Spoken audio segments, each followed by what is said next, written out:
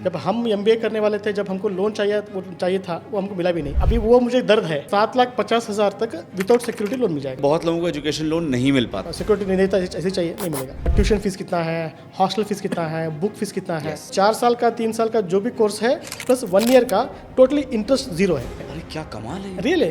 Request करता हूँ कि आप उनको कंपलसरी उसका EMI है भरिए। उसका फ्यूचर में कोई से बैंक, कौन से भी बैंक में उसको लोन ही नहीं मिलेगा। तो पहला जो हमारा लोन है जिसके बारे में बात करना चाहते हैं वो है एजुकेशन लोन। अच्छा, एजुकेशन लोन जो है एक बहुत बड़ा फैसिलिटी है जो गवर्नमेंट ने दी है, पहली बात। दूसरी बात, बहुत लोग इसकी बात करते हैं, चाहे कॉलेज बोले हम आपको बैंक, हमारे पास बैंक है लोन दिला देंगे, या कोई बैंक बोले या कोई बाहर का एजेंट बोले, तो ये लोगों की ज़रूरत भी है, लेकिन इस पे फ्रॉड भी बहुत होता है एजुकेशन लोन पे। तो सबसे पहले आप मुझे बताइए कि एजुकेशन का नाम तो देखिए सबने सुना है, लेकिन इसका मकसद क्या होता है? नहीं, लोगों को फर्स्ट ऑफ ऑल एजुकेट करने के लिए, जैसे भी हम लोग एजुकेट कर रहे हैं, तो वहाँ पे गवर्नमेंट स्टूडेंट को एजुकेट करने के लिए वो स्कीम निकाली है। ठीक है कि हम तो बोल रहे हैं एजुकेशन लोन बोल के, और वो स्कीम का यहाँ पे गवर्नमेंट जो स्कीम का नाम है ना, विद्या लक्ष्मी। ओके, विद्या या तो साथ में लक्ष्मी आएगी, बराबर। सो विद्या लक्ष्मी के लिए लोग, जो गवर्नमेंट ऑफ इंडिया है वहाँ पे सभी लोग एजुकेशन पढ़ने के लिए प्रोत्साहित कर रही है। जब हम एमबीए करने वाले थे, जब हमको लोन चाहिए था, वो हमको मिला भी नहीं। बट अभी वो मुझे दर्द है। एटलीस्ट वो दर्द से बाहर निकालने के लिए मैं बहुत सारे स्टूडेंट्स को अभी हम लोग सपोर्ट कर रहे हैं। Very nice. ओके, क्योंकि उनके पास क्या होता है, पढ़ने का इच्छा होती है। ओके, उनके पास टैलेंट भी होता है, बट कॉलेज में एडमिशन लेके जो फीस भरने का होता है ना, तो वो बहुत बर्डन होता है। तो यहाँ पे गवर्नमेंट उसको सपोर्ट कर रही है, और यहाँ पे 7,50,000 तक विदाउट सिक्योरिटी लोन मिल जाएगा। 7,50,000 तक विदाउट सिक्योरिटी। Yes, exactly. और पढ़ाई इंडिया में करने दीजिएगा या विदेश में जाके करेंगे, उसी को भी मिलेगा, तो दोनों को मिल जाएगा। ग्रेट। और कौन इसमें अप्लाई कर सकता है? क्या सिर्फ टॉप कॉलेजेस में ही एजुकेशन लोन चलता है या हर नहीं, कोई? यहाँ पे टॉप कॉलेज बोल के नहीं होता है यहाँ पे। सो यहाँ पे 2 टाइप के कोर्सेस होते हैं। एक तो प्रोफेशनल कोर्स या तो वोकेशनल कोर्स। मतलब यहाँ पे कोर्स खत्म करते ही उसको जॉब मिले जैसा। हाँ। ओके, यहाँ पे ये नहीं आएगा, BSc BCom वगैरह इसको नहीं आएगा। तो यहाँ पे वो प्रोफेशनल कोर्स नहीं है। एग्जांपल इंजीनियरिंग हो गया, मेडिकल हो गया, फार्मास्यूटिकल हो गया, या तो नर्सिंग हो गया। ये छोड़ के नेक्स्ट और एक मिलेगा हायर एजुकेशन। हायर एजुकेशन मतलब कोई MHD करना चाह रहा है, PhD करना चाह रहा है, या तो MA करना चाह रहा है। जो कोर्स हायर एजुकेशन होता है ना, ये दोनों को यहाँ पे लोन मिलेगा। Got it. कौन इसमें अप्लाई कर सकता है? कौन, एलिजिबिलिटी क्राइटेरिया क्या है? नहीं, एलिजिबिलिटी क्राइटेरिया देखिए, एग्जाम के 12th उसका खत्म हो गया, वो आगे जाना चाह रहा है इंजीनियरिंग के लिए, या तो कुछ प्रोफेशनल कोर्स मुझे करने जा रहा है ना, तो वहाँ पे उनका कोर्स का मार्क्स कार्ड चाहिए। ओके, और वो कौन से कोर्स में अप्लाई करना चाह रहे हैं, और वो जो कॉलेज है उसका एडमिशन लेटर भी चाहिए, तब जाके इसको हम अप्लाई कर सकते हैं। ठीक है। तो मेरे पास कुछ लोग आते हैं, सर मेरा बच्चा अभी 8वीं क्लास पास कर रहा है, भैया 9वीं क्लास चाहिए, मुझे चाहिए, मिलता है क्या? नहीं मिलेगा। ओके, कुछ लोग आते हैं, सर मेरा बच्चा अभी 10th पास हो गया, 11th को चाहिए, नहीं मिलेगा। सो ये 12th के ऊपर ही मिलेगा। 12th के ऊपर ही मिलेगा, ये लोन मिल सकता है। ठीक बात है।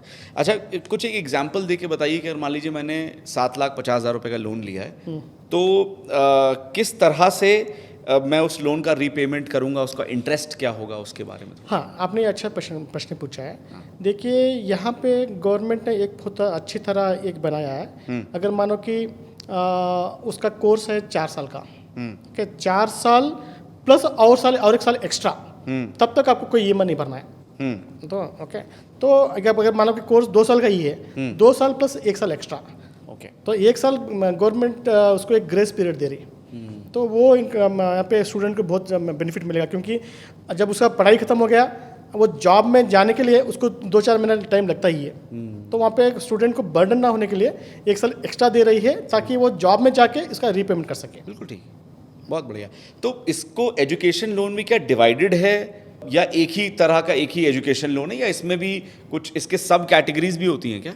मतलब कैसे डिवाइड बता रहे हैं आप? पूछो। एज एन कोई सब कैटेगरी होती है एजुकेशन लोन के अंदर? जैसे मुझे होटल मैनेजमेंट के लिए करना है तो उसका अलग लोन होगा, इंजीनियरिंग का अलग होगा, डॉक्टर का अलग होगा या कुछ नहीं और नहीं, कर रहा देखिए हूँ, अभी MBA कर रहा हूँ एजुकेशन लोन तो सभी कॉमन ही है। ठीक है। पहले इंजीनियरिंग कीजिए, मेडिकल कीजिए, कौन सा भी हाँ, कीजिएगा, ठीक है। ओके, वहाँ पे कोर्स को कोई ये नहीं है, बट वहाँ पे कितना लोन अमाउंट है क्या नहीं, यहाँ पे कौन सा भी एजुकेशन के लिए, मतलब जो मैं बता ना, या तो प्रोफेशनल कोर्स या तो हायर एजुकेशन के लिए, समझ गया। सो यहाँ पे उसको मिलेगा। समझ गया। तो भले वो कौन सा भी एजुकेशन करेगा, बट वो एक वैलिड रहना चाहिए। और एक बहुत इंपॉर्टेंट, कुछ यूनिवर्सिटी वगैरह है, हाँ। ओके, वो गवर्नमेंट में रिकग्नाइज नहीं है, ओ, ऐसे नहीं मिलेगा। ओके। ओके, कुछ लोग क्या करते हैं, अभी इंडिया के अंदर कुछ ऐसा यूनिवर्सिटी है उसका कोई नामो निशान नहीं है, जो नाम के वास्ते वो लोग कर रहे हैं, वो नहीं आएगा। या कुछ विदेश में जा रहे हैं बट वहाँ के गवर्नमेंट में वो इन्वॉल्वमेंट नहीं है, या तो यूजीसी के अंदर हो गया, ऐसा नहीं है तो उसको लोन नहीं मिलेगा। जहाँ पे भी करना चाहोगे वहाँ पे गवर्नमेंट रिकग्नाइज रहना चाहिए, तो वो दैट्स मैंडेटरी, या that's very important I feel. Very important. Criteria में कुछ मेजर बातें आप 5-6 बताओ जो किसी को ध्यान में रखनी चाहिए कि यार ये ज़रूरी है बहुत ज़्यादा, वो क्या होगा क्राइटेरिया के लिए? नहीं, देखिए, फर्स्ट ऑफ ऑल वो जहाँ पे यूनिवर्सिटी है या जहाँ पे कॉलेज में करना चाह रहे हैं, तो फर्स्ट ऑफ ऑल तो आपको उनका एडमिशन लेटर चाहिए। ठीक है। ओके, सो मतलब वो कॉलेज से वो लोग एडमिशन देने के रेडी है, और उसका कॉलेज का फीस होता है, फीस स्ट्रक्चर होता है, तो वहाँ पे जो फीस स्ट्रक्चर होता है ना, वो लेटर कंपल्सरी इंपॉर्टेंट चाहिए, वो एक पॉइंट हो गया। नेक्स्ट, जिस कॉलेज में आप अप्लाई कर रहे हो उसका फीस स्ट्रक्चर चाहिए, ठीक है, कंपल्सरी चाहिए। हाँ। फीस स्ट्रक्चर सिर्फ 1 साल का नहीं, अगर 2 साल का है, 3 साल का, 4 साल का है, वो पूरा चाहिए। ओके, फीस स्ट्रक्चर के अंदर भी और आता है उसका ट्यूशन फीस कितना है, हॉस्टल फीस कितना है, बुक फीस कितना है, सो वो पूरा पैरामीटर उसमें आ जाएगा। ठीक है। और वो जो दिए गए छोड़ के उसके अलावा आप हॉस्टल का फीस में ऐड कर सकते हैं, उसमें नहीं होगा, वो हम ऐड कर सकते हैं। बाद में किसी को लैपटॉप चाहिए तो उस पर ऐड कर सकते हैं, ओह वाह, या उसमें ऐड कर सकते हैं। और वहाँ छोड़ के कुछ एक्स्ट्रा उसको बुक्स वगैरह चाहिए, वो भी ऐड कर सकते हैं। ओके, या तो उनमें 3 साल 4 साल उनका खत्म होने के बाद में टूर रहता है, स्टडी टूर, तो वो भी इसमें ऐड कर सकते हैं। तो ये आपको ऑलमोस्ट पूरा फंडिंग यहाँ से मिल जा रहा है। समझ गया। नहीं, जैसे मुझे अप्लाई करना है, क्यों ऐसा होता है कि बहुत लोगों को एजुकेशन लोन नहीं मिल पाता? क्या ऐसा होता है कि नहीं मिल पाता? नहीं, देखिए, इससे पहले कैसा था, पहले जो स्टूडेंट्स होते हैं या उनके पेरेंट्स होते हैं, डायरेक्ट बैंक को जाते थे, तो वो लोग बैंक में डायरेक्ट रिजेक्ट करते थे, सर हम नहीं दूंगा, ये करेंगे वगैरह, ऐसा था। ओके। तो अभी गवर्नमेंट क्या कर दिए, जिसको भी लोन चाहिए मेरे पास आइएगा, तो मेरे पास अप्लाई कीजिएगा, और कौन सा बैंक चाहिए, कौन सा ब्रांच चाहिए, वो सभी यहाँ पे मेंशन कर सकते हैं। तो वहाँ पे जो ऑर्डर कॉपी है गवर्नमेंट से थ्रू डायरेक्ट ब्रांच को जाएगा।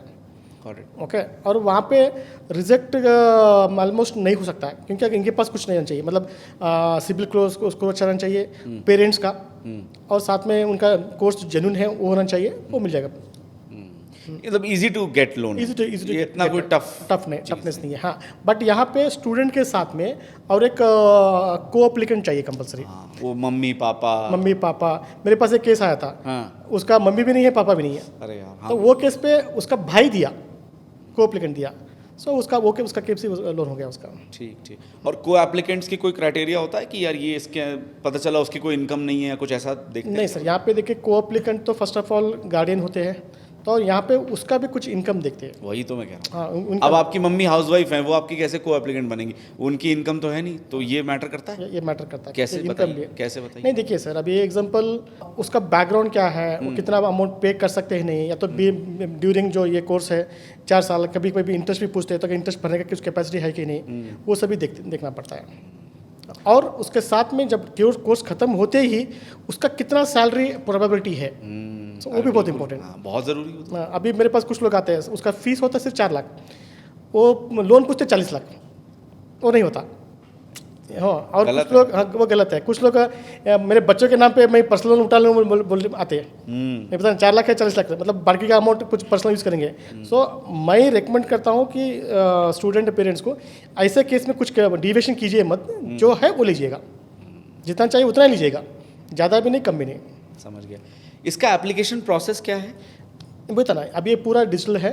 ओके, विद्या लक्ष्मी, मतलब मुझे एक स्टेप बाय स्टेप बता दीजिए, पहले ये करो, फिर ये करो, फिर ये करो, फिर ये करो, तुमको लोन मिल जाएगा। एग्जैक्टली। देखो, फर्स्ट ऑफ ऑल तो वो जहाँ पे एडमिशन लेना चाहिए वो चाहिए। यस। ओके, वो उसका फीस स्ट्रक्चर चाहिए? नहीं, पहले एडमिशन लेटर चाहिए। अच्छा, एडमिशन लेटर। हाँ, अब एग्जांपल, वो इंडिया में रहने दो या तो विदेश में रहने दिए, तो फर्स्ट एडमिशन लेटर चाहिए। मेरे पास कुछ आते हैं दूसरे कंट्री से आते हैं, उनका ईमेल कंफर्मेशन रहता है, so we are confirming your admission, okay, तो वो भी एक्सेप्टेबल हो जाएगा। साथ में फीस स्ट्रक्चर होता है पूरा, वो कितना 4 साल का, वो सभी लेके उसके साथ में इनका मार्क्स कार्ड चाहिए।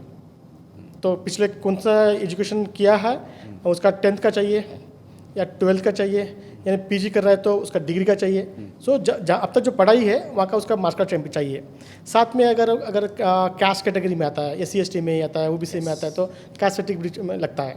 साथ में इनकम प्रूफ, मतलब अभी गवर्नमेंट से देते हैं इनका सालाना इनकम 2 लाख है, सालाना इनकम 3 लाख है, तो वहाँ पे उसके ऊपर भी उनको दूसरा बेनिफिट मिलता है। इनकम कैसे, लेकिन समझ में नहीं आया। गवर्नमेंट देती है ना, उनका सालाना इनकम 2 लाख का है या 3 लाख का है या 50,000 है, 60,000 है।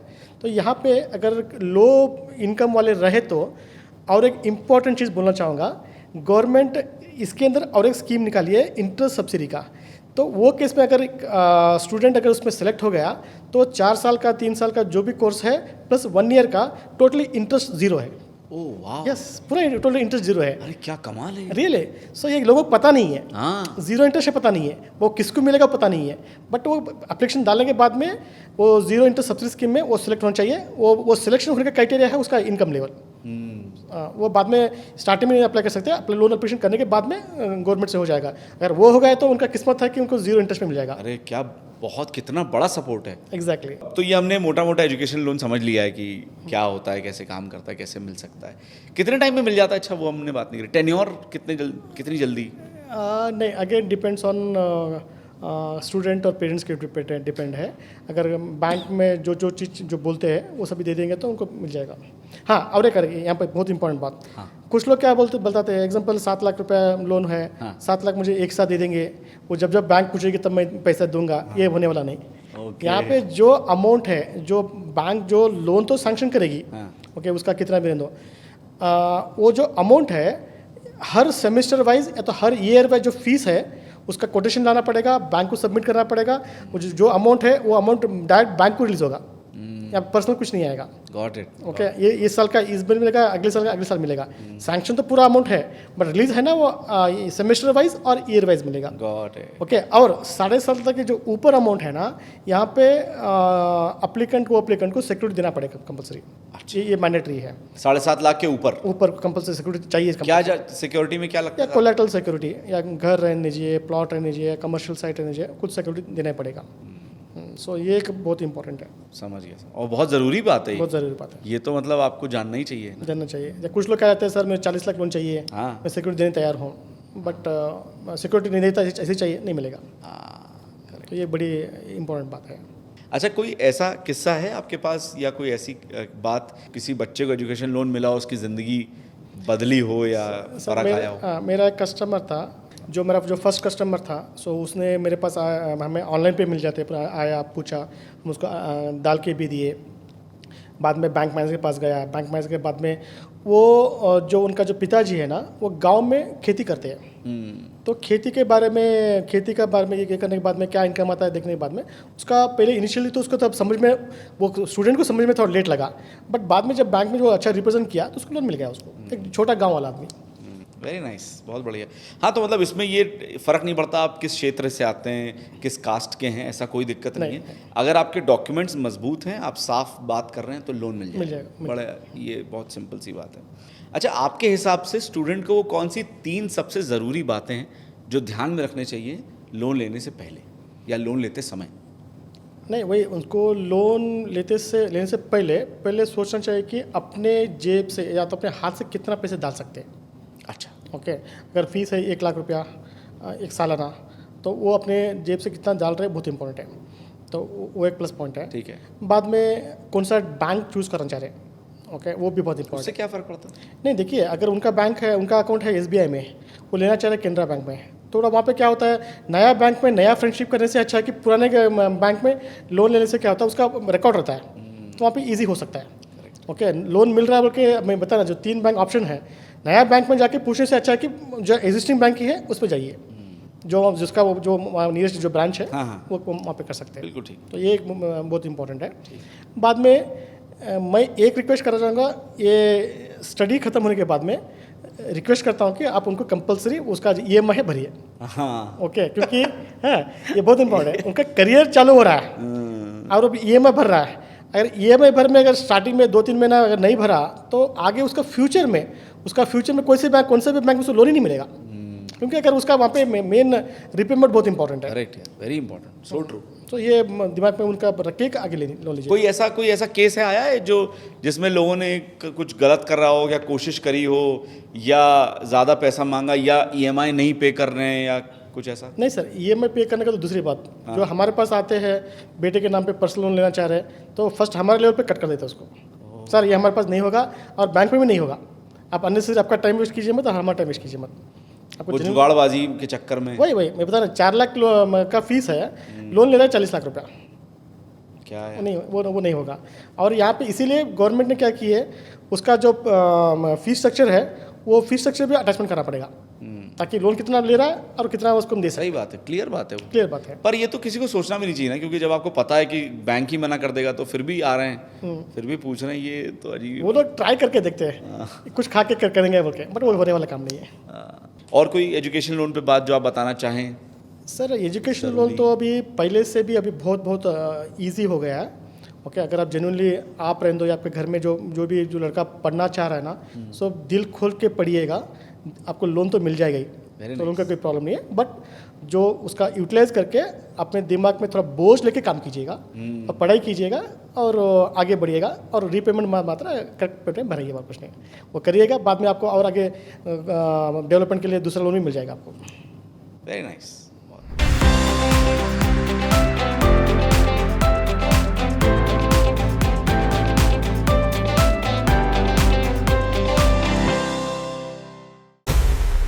बॉस वाला, बी द बॉस।